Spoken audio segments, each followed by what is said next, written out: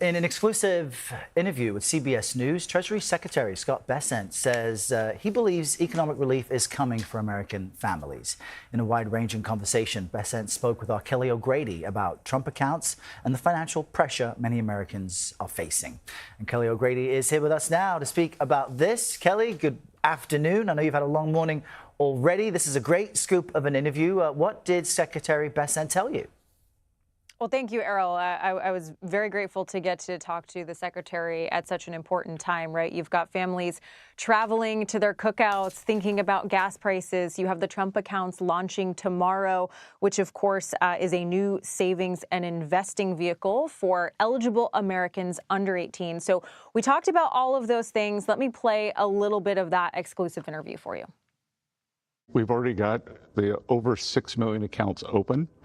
And there are about 70 million eligible children. 38% of American households have no investments in our great equity markets.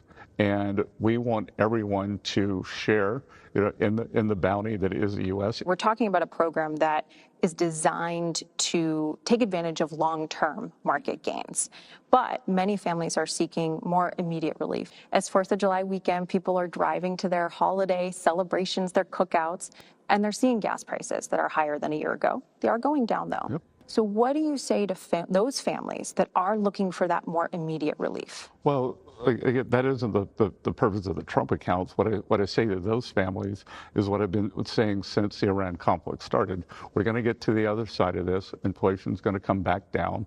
It's largely dominated, as you said, by gasoline. In many states, we're back to around $3.50. I think we can get back to $3, hopefully. When? Maybe by Labor Day. But we had before April, we had seen real wage growth for working Americans every month during President Trump's presidency.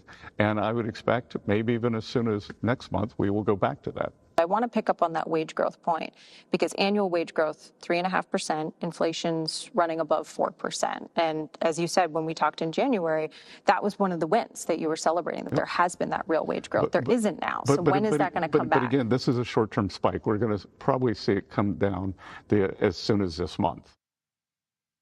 Now, so maybe it's coming down as soon as this month. You heard the secretary there say that gas prices should get below $3 by Labor Day. I promised him I will be calling him up Labor Day to rehash this if we aren't there, because that is the questions that Americans are asking. When are prices going to come down? And even more broadly, Errol, than that, I go back to the Trump accounts.